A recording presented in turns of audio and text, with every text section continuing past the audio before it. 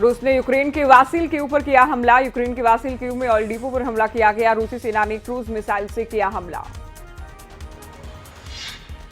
Ukraine से भारतीय नागरिकों की वापसी जारी। बुखारेस्ट से एयर इंडिया की एक फ्लाइट पहुंची दिल्ली एयरपोर्ट। 250 भारतीय नागरिकों को लेकर दूसरी उड़ान पहुंची। बुडापेस्ट से एयर इंडिया की फ्लाइट पहुंची दिल्ली। यूक्रेन से 240 भारतीय छात्रों की वतन वापसी हुई है। हंगरी के रास्ते भारतीयों को यूक्रेन से निकाला गया।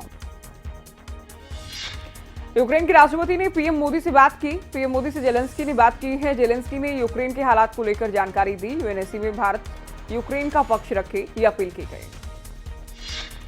रूस पर अमेरिकी राष्ट्रपति बाइडेन का बयान, कहा आर्थिक प्रतिबंध से रूस की कमर टूटेगी। रूस पर पाबंदी का समर्थन चीन नहीं कर रहा है।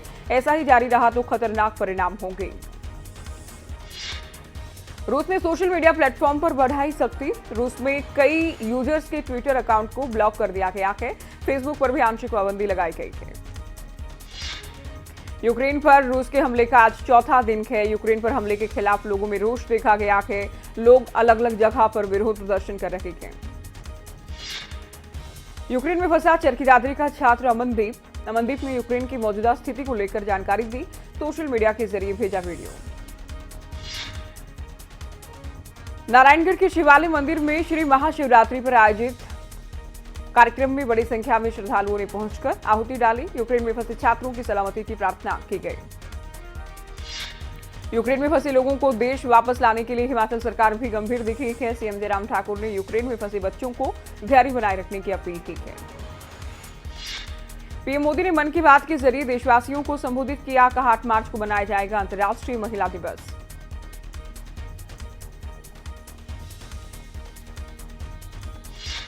उत्तर प्रदेश में 5वें चरण का मतदान जारी। 12 जिलों की 61 सीटों पर हो रही वोटिंग। 692 उम्मीदवारों की किस्मत ईवीएम में कैद। बीएसपी प्रमुख मायावती का बयान, कहा यूपी के 12 जिलों की 61 विधानसभा सीटों पर आज 5वें चरण में हर पोलिंग बूथ को जिताना है। बीएसपी को सत्ता में लाना है।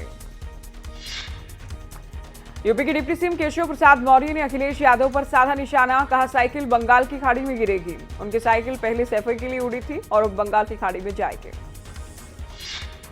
अंबाला छावनी में कार्यक्रम के दौरान हरियाणा के गृह मंत्री अनिल विज का बड़ा बयान। कहा उन्होंने अभी ये नहीं कहा है कि कांग्रेस ने आजादी की लड़ाई में कोई योगदान नहीं दिया। आजादी की लड़ाई में जिसने कदम भी योगदान दिया है वो उसके सामने नतमस्तक हैं।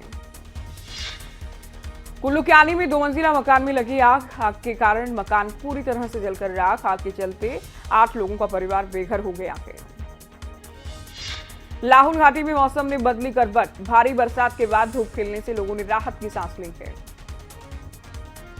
उत्तराखंड के चमोली में हुई बर्फबारी। हर तरफ बिछी बर्फ की सफेद चादर। तापमान में भारी गिरावट दर्ज की गई। हिमाचल में आईटीबीपी के जवानों के हौसले बुलंद। बर्फबारी के बीच कर रहे गश्त। 14,000 फीट की ऊंचाई पर दे रही पहरा।